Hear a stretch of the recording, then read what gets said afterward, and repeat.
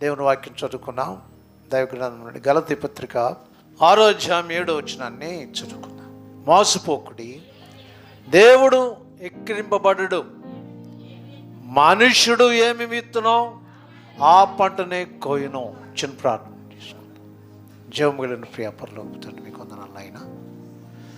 తిరిగి ప్రభా, నీ యొక్క చిత్తమును బట్టి నీ మాట బిడ్డలకు వినిపిస్తూ ఉండగా తగినట్లో ఈరోజు సిద్ధపరిచిన నీ మాటను మాకు వినిపించండి.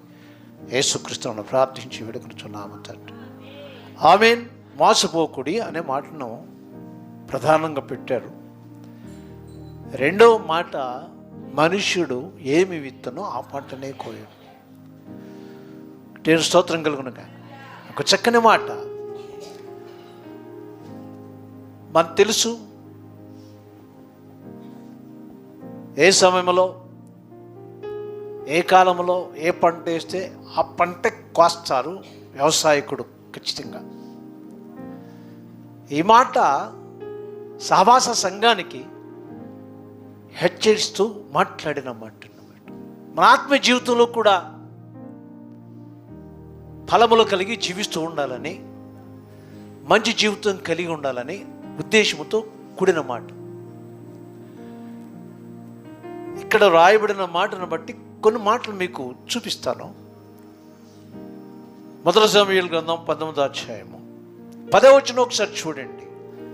సౌలు ఒక్క దెబ్బతో దావీదును గోడకు పొడిచి చంపుదును అని అనుకోనేను. గమనించండి, సౌలు తన యొక్క కత్తితో దావీదును పొడిచి గోడకు ఆని ఉండునట్లు చేసి ఒక్క దెబ్బతో చంపుదును అని అనుకునేను. విషయం ఏంటంటే పిల్లరా, దావీదు అక్కడికి ఎందుకు వెళ్ళాడంటే, పాపం అతనికి దురాత్మ పడుతూ ఉన్నప్పుడల్లా పాట పాడడానికి వెళ్ళేవాడు. అది వదిలిపోతూ ఉండేది అనమాట. ఆ దురాత్మ వదిలిపోతూ ఉండేది. దావీదు చక్కని పాట గానం చేస్తూ ఉండేవాడు అన్నమాట. వదిలిపోతూ ఉండేవాడు. ఒకనొక తను అనుకున్నాడంట, ఒక కత్తి తన యొక్క పక్కలో పెట్టుకున్నాడు. పక్కలో పెట్టుకుని ఖచ్చితంగా దావీదు బ్రతుకుంటే రాజ్యం తనదవుద్ది, అంచేత ఖచ్చితంగా నేను చేసిన పని ఏంటంటే అతను చంపేయాలి అనుకున్నాడంట, నిర్ణయించుకున్నాడంట. అందుకని తను ఆలోచన ప్రకారంగా కత్తి దగ్గర పెట్టుకుని తన యొక్క ఆలోచన నెరవేర్చే మాట ఆలోచించాడు. ఒక్క దెబ్బతో దావీదును గోడకు పొడిచి చంపుదును అని అనుకునేను.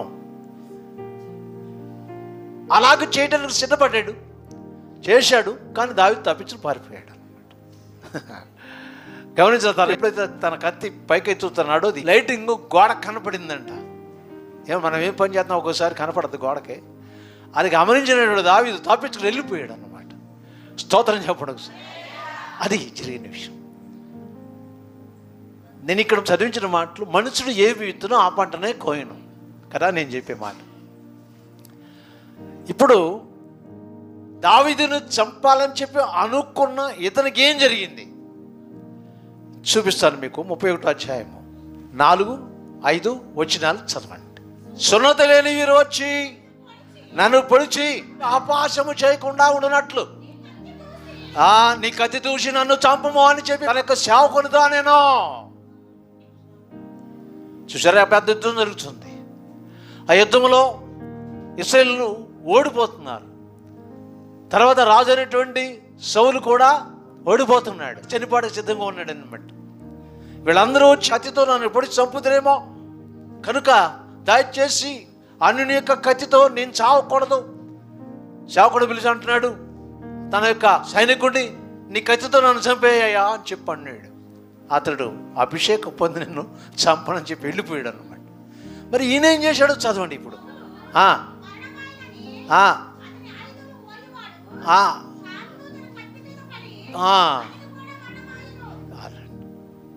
ఏం చేసుకున్నాడంట, కత్తినంట నిలబెట్టుకున్నాడంట. నిలబెట్టుకుని అదే కత్తి మీద అతను పడ్డాడంట. అతను చనిపోయాడంట. ఎవరు చనిపోయాడు చూడండి. అతను ఏమనుకున్నాడు, ఒకే దెబ్బతో ఏ కత్తి అయితే, ఏ ఆయుధం అయితే దావీదును చంపాలని చెప్పి ఉపయోగించి తీసుకున్నాడో అదే ఆయుధంతో యుద్ధానికి వెళ్ళాడు కదా. అదే ఆయుధంతో యుద్ధానికి వెళ్ళాడు. ఆ యుద్ధంలో అపజయం జరిగింది. తను చనిపోయే స్థితి దగ్గరకు వచ్చింది. ఖచ్చితంగా ఇతర సైనికులు వచ్చి అతను పొడవటానికి, చంపడానికి సిద్ధంగా ఉన్నారన్నమాట. అది గ్రహించినటువంటి అతను ఏం చేశాడంటే తెలుసా, తన ఆయుధం తీసి, అదే ఆయుధం అండి, ఆయుధంతో ఉపయోగించడానికి సిద్ధపడిన ఆయుధం, ఒకే దెబ్బతో చంపాలని చెప్పి అనుకున్న ఆయుధం ఏం చేసాడు తెలుసా, నేలకు మోపి దాని మీద అతను పడి చనిపోయాను. ఎవరు చంపలేదంటే అతను అంతటికి అతనే చంపుకున్నాడు. మాసపోకుడి, మనుషుడు ఏం నిమిత్తునో ఆ పంకనే కోయను. దేవుని బిడ్డలారా గమనించండి. వాక్యం చెప్పే సత్యం ఏంటంటే, నువ్వేం చేస్తావు అది నీ మీదకి వస్తుంది, నేను ఎత్తి మీదకి వచ్చును అని చెప్పి వాక్యం ఉంది మరొక చోట. కానీ ఇతను దావీదును చంపాలని చెప్పి ఆలోచన కలిగి ఉన్నాడు. అలా తన యొక్క శక్తిని ప్రయోగించాడు. కానీ ఇది ఫలించాల. తన జీవితంలో ఏం జరిగింది తెలుసా, అదే ఆయుధంతో తను తాను పొడుచుకుని చచ్చిపోయాడు అనమాట. మనుషుడు ఏమి విత్తనం ఆ పంటనే కోస్తాడు. ప్రియా దేవుని బిడ్డలారా, హెచ్చేరు గ్రంథం 7వ అధ్యాయం 10వ వచనం ఒకసారి చూడండి. కాగా హామాను ఈ మొర్దెకైకి సిద్ధపరిచిన ఉరి కొయ్యి మీద వారు అతనినే ఉరిదీసిరి. గమనించండి పిల్లలు, హామాన్ ఏమనుకున్నాడు తెలుసా, మొర్దెకైని రాజు దగ్గర ఒక ప్రత్యేక ఆధిపత్యం, అధికారం కలిగి ఉన్నాడు కనుక అతడు మొర్దెకై వస్తున్నప్పుడు, ఏడుచినప్పుడు ఇతను అధికారి అందరూ నమస్కారం చేస్తున్నాడంట, కానీ మొర్దెకై నమస్కారం చేయట్లేదంట. అందుకని యూదుడైన తను నా ఆధిపత్యం, అధికారాన్ని హీనపరుస్తూ ఉన్నాడు. అంచేత ఖచ్చితంగా నేను రాజుకు దగ్గరగాను, నేను చెప్పే మాట ప్రతి మాట వినేటటువంటి వ్యక్తిగా ఉన్నాడు కనుక నా జీవితంలో నాకు అవమానం కలిగించి మొర్దెకైని ఖచ్చితంగా రాజు దగ్గర సలహా తీసుకుని అతడు అలాంటి పని చేశాడని చెప్పి అనిపించి అతన్ని ఉరిదీస్తానని చెప్పి ఉరికమ్మం సిద్ధం చేసి ఉంచాడంట. ఎవరి కోసం? మొర్దెకై కోసం అండి, తన కోసం కాదు, మొర్దెకై కోసం ఉంచాడంట. అయితే ప్రియ దేవుని బిడ్డలారా, ఇది ఎవరికి తెలిసింది తెలుసా? తన కుమార్తెకు తెలిసింది, పెంచిన కుమార్తె ఎవరు? రాణి కదా, రాణి. అందుకని ఇది తెలిసినటువంటి ఆమె ఏం చేసింది తెలుసా, మొర్దెకైకి సిద్ధపరిచిన ఆ యొక్క శిక్ష అమలుపరచాలని చెప్పి ఉద్దేశం ఒకవేళ రాజు దగ్గర ఉందేమని చెప్పి వెళ్ళిపోయి ఏం చెప్పింది తెలుసా, ఇలాగ నీ క్షేమం పలానా సమయంలో పనివారు నీ మీద ఈ విధంగా కక్ష కట్టి నిన్ను పడవాలని చెప్పి చూశారు. అది ఆమెను ఏం చేశాడు తెలుసా, చిత్తమును బట్టి నీకు సహాయం చేసి ఆ వార్త నాకు అందించాడు, నేను నీకు చెప్పాను, నువ్వు తప్పించుకున్నావు. మరి అతనికి ఏమైనా చేసామా సహాయమో? ఏం చేయలేదు అని. ఇప్పుడు ఏం చేయాలో చెప్పమన్నాడు. ఏమీ లేదు. అతని ఈరోజు అయినటువంటి మొర్దెకై ఏం చేశాడు తెలుసా, ఇలాగ ఇదంతా కుట్ర ఎవరు చేశారంటే మొర్దెకై ఏం చేశాడని చెప్పిందంట. కుట్రంతా ఎవరు చేశారంటే మొర్దెకై చేశాడు. ఇప్పుడు అతనికి ఏం చేయమంటావు అని చెప్పంటే, ఖచ్చితంగా నువ్వేం చేయాలని చెప్పి అనుకున్నావు అదే చేయి, ఆ ఉరిదీయించుకో అని చెప్పాడు. మొర్దెకై దేవుని నిర్ణయం ప్రకారంగా ఆయనకి సిద్ధపరిచినటువంటి దాని ఉందో చూశారో దాని మీద అతను ఉరియమన్నాడు. అందుకనే ఆ రాజున మాట ఇప్పుడు చదువు. కాగా హామాను మొర్దెకైకి సిద్ధము చేసిన ఉరికొయ్యి మీద వారు అతనినే ఉరితీసిరి. హామాను చంపాలనుకున్నాడు కదా, ఒక ఉరికొయ్యిని సిద్ధం చేశాడు కదా, కానీ ఎవరికి వచ్చింది? అది అతనికే వచ్చింది. అదే ఆ యొక్క ఉరి కమ్మం మీద అతన్ని ఉరితీశాడంటే. నరుషుడా, నువ్వేమనుకుంటావు? హామాను చంపాలని చెప్పి అతను అనుకున్న మొర్దెకై దేని మీద? ఉరికమ్మం మీద. కానీ హామానుకు సిద్ధం చేసిన ఉరికమ్మం మీద ఎవరైతే కట్టించారో ఉరికమ్మం, ఎవరైతే చేశారో ఉరికమ్మం, దాని మీద అతన్నే ఉరిదీశారు. అందుకంటున్నారు బైబిల్లో దేవుని వాక్యం చెప్తుంది చక్కని మాట. గలతీ పత్రికలో పౌలు భక్తుడు రాశాడు, మనుషుడు ఏమి విత్తనం మాసపోకుడి, దేవుడు ఎక్కిరింపబడును. మనుషుడు ఏమి విత్తునో ఆ పంటనే కోయను. దేవుని స్తోత్రం కలుగునుగా. హల్లెలూయా, ప్రైజ్ లార్డ్. కింద మాట ఒక్కసారి చదవండి. శరీరచనను బట్టి ఇచ్చువాడు శరీరము క్షయమైన పంట కోయను. ఆత్మీయ స్థితిలో ఒకవేళ ఉండే అతడు ఆత్మీయ ఫలములు పంటకు వస్తాడు అని చెప్పాడు. అంటే మన జీవితాన్ని బట్టి ఇక్కడ రాశాడు. శరీరచనను బట్టి ఇచ్చువాడు శరీరం ద్వారా క్షయమైన పంటకు వస్తాడు అని చెప్పాడు.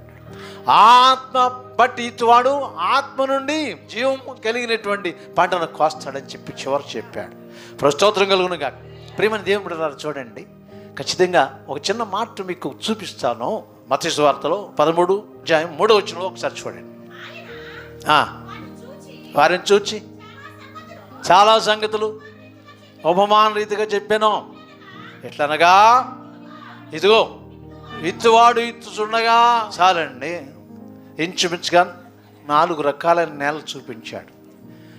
ఒకటి త్రోవ ప్రక్కన, రెండవది రాతి నేల, మూడవది మొండ్ల తుప్పల్లో పడింది, నాలుగవది మంచి నేలను పడెను, అది బహుగా ఫలించను. ఇత్తువాడు ఇచ్చుండగా వాక్యోపదేశాన్ని గురించి చెప్పాడన్నమాట. ఈ మాట ఇత్తువాడు ఇచ్చుండగా, ఒకటి త్రోవ పక్కన పడింది. ముందుగా మొదటిది త్రోవ పక్కన పడింది, రెండవది రాతి నేల పడింది. మీరు ఏం పొరపాటు చదవద్దు, నాకు తెలుసు. స్తోత్రం కలుగునుగా. మూడవది ఎక్కడ పడింది? మొండ్ల తుప్పలు పడింది అన్నమాట. ఒకటి త్రోవ పక్కన పడిందంట, పక్షులు తినేసినాయి అంట. చూసారా, మన వాక్యం ఏంటండగా అలాగే పడింది అనుకోండి, ఏం చేస్తుంది? అపవాది ఎత్తుకుపోద్ది అన్నమాట. అర్థం అది. ప్రభు స్తోత్రం కలుగునుగా. రెండవ నేల ఏంటి తెలుసా? అబ్బో, భయంకరం భయంకరం భయంకరం. రాత్రి నేలన పడెను అంటే నేల ఉంది, కింద ఏముంది? రాయి ఉంది. నేల మీదే పడింది కానీ కింద ఏముంది? హృదయం కూడా అంతే, చాలా శుచిమెత్తగా ఉన్నట్లుగా ఉంటుంది, కానీ మహాభయంకరమైన రాతి గుండి అన్నమాట. వాక్యంలో రాతి గుండి తీసి మాంసము గుండెను నేను మీకు ఇచ్చును అంటారు దేవుడు. స్తోత్రం కలుగునుగాక. అలాగే ఆ యొక్క జీవితంలో మనసులో రాతి నేల అంటే మనస్తత్వం అన్నమాట. అక్కడ పెడితే ఏమైపోయింది? చాలా మన్ను లేనందున, నేను చెప్పేస్తున్నానండి, చాలా మన్ను లేనందున ఏం జరిగిందంట? అది ఎండిపోయిందంట. ఎండ వచ్చింది కదా, ఏరులు వెళ్ళటానికి ఏం లేదు, అవకాశం లేదు కనుక రాయి ఉండి దాన్ని ఏం చేసింది? అణిచేసింది అనమాట. అందుకని ఎండిపోయింది. మనుషుల జీవితంలో కూడా అంతే, హృదయంలో అలాగే ఏం చేస్తారంటే ఎండిపోయే స్థితిని తీసుకొస్తాడు. మూడవది ఏంటి? మొండ్ల పొద. నేల మంచిది కానీ దానిపైన ఏముంది? మొండ్ల పొద ఉంది. అది ఖచ్చితంగా మొక్క మొలుసుద్ది, తర్వాత పైకి వస్తుంది, ఇంకా కొంచెం పైకి ఎదుగుద్ది, ఇంకా కొంచెం పైకి ఎదుగుద్ది, కానీ దానిపైన ఏముంది? మొండ్ల తుప్ప ఉంది కనుక ఇక అది ఎదిగే అవకాశం లేక ఏం చేయబడుతూ ఉంటుంది తెలుసా? అణచివేయబడుతూ ఉంటుంది. అంతే కదా, అణచివేయబడుతూ ఉంటుందండి, అణచివేయబడుతూ ఉంటుంది. చాలామంది ఈ స్థితిలోనే ఉంటూ ఉన్నాడు. ఆఖరి నేల ఏంటి తెలుసా? మంచి నేలను పడి ఏపుగా పెరిగిందంట, మంచి ఫలం ఇచ్చిందంట. ఈ మంచి నేలను పడిన ఇత్తనం ఏం జరిగిందంట? చాలా చక్కగా ఫలభరితంగా పెరిగి ఏపుగా పెరిగి మంచి పంట ఇచ్చిందంట. ప్రభు స్తోత్రం కలుగునుగా. అది ఈ ఉపమానం ఎందుకు చెప్పాడంటే హృదయాన్ని గురించి చెప్పాడు. ఇంకా కింద దాని భావాలన్నీ చెప్పాడు. వద్దు, నేను చెప్పాను కదా ఇప్పుడు దాకా, ఆ భావాలు కొన్ని చెప్పాను మీకు. ఆఖరి నేల వంటి మనస్తత్వం మీరు కలిగి ఉండండి అని ప్రభు చెప్పాడు అన్నమాట ఉపమానం. అర్థమైందా? మీ మనసులో, మీ హృదయంలో ప్రక్కనే పడింది, పక్షులు ఎత్తుకుపోయాయి కదా, రాతి నేల పడింది, అది మన్ను లేనందున అది ఎండిపోయింది కదా. మూడవది మొళ్ళ పొద ఉంది కదా, చక్కని పెరిగింది, కానీ మొళ్ళ పొద ఏం చేస్తుంది? అందుకని ఐహిక విచారాలు అక్కడ అన్నాడు. ఐహిక విచారములు అంటే ఈ లోకంలో మన జీవన యాత్ర సాగిస్తూ ఉన్నాం కనుక ఐహిక విచారాలంటే కుటుంబ సమస్యలు, గృహ సమస్యలు యాన్ని వచ్చి ఇక అలాగే ఉండిపోతారంట. మంచి నేలను పడిన నిత్యం ఏంటంటే చక్కగా ఏమి మీరు అలాగూ మీ జీవితాల ఆత్మీయ ఫలాలు అలాగే ఉండాలని చెప్పి దేవుడు కోరుకుంటాడు. అందుకనే మొదటి మాటలో మోసపోకుడి, రెండవది దేవుడు చూపించాడు. మొట్టమొదట మోసపోవద్దు, రెండవ దేవుడు ఎక్కిరింపబడు. నాకు చక్కని మాట్లాడాడు. ఏమండి, దేవుడు ఎక్కిరింపబడడు. ప్రభు స్తోత్రం కలుగునుగాక.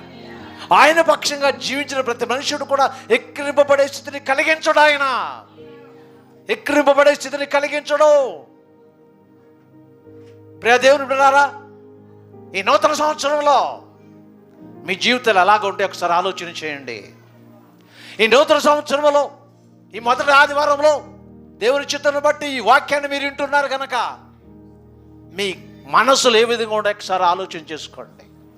దేవుని చిత్తం బట్టి నడిచి విధానం తెలుసుకోండి. దేవుడు మాత్రం శక్తిమంతుడు, ఎక్కిరింపబడడు ఆయన.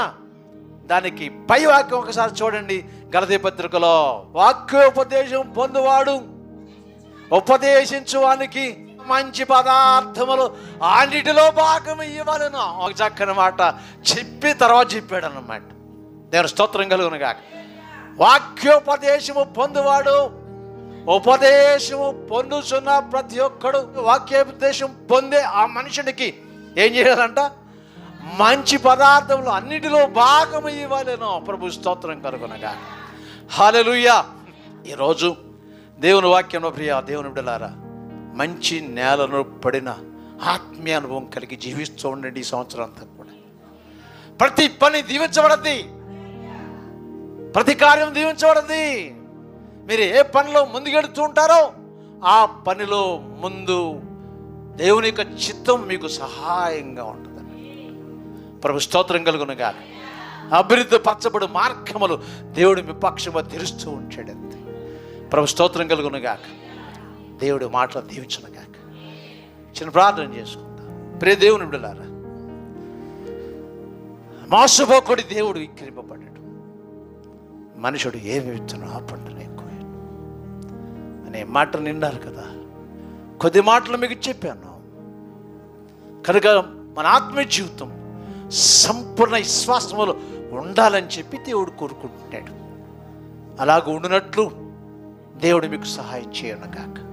ప్రార్థన చేయబోతున్నాను. జీవమిగిలిన ప్రియపరులకు తండ్రి, ఈరోజు కొద్ది సమయం ఇచ్చిన ఈ వాక్యం ప్రతి మనసులో ఫలించి ఈ సంవత్సర దినాలు కూడా నింది విశ్వాసంతో మంచి నేలను పడిన ఇతను ఏ విధంగా ఫలించిందో వారి యొక్క ఆత్మ జీవితాలు అలాగే ఉండినట్లు సహాయం చేయి. యేసుక్రీస్తును ప్రార్థించి వేడుకొనుచున్నాము తండ్రి. ప్రభువైన యేసుక్రీస్తు కృప, తండ్రి దేవుని ప్రేమ, పరిశుద్ధాత్మ దేవుని సాహసాన్ని మనకును ప్రభువును ప్రేమించుటకు శ్రాద్ధుడయుడు నడిపించునుగాక. యేసు రక్తమే జయం, శిలువ రక్తమే జయం, విజయము కలుగునుగాక. ఆమేన్.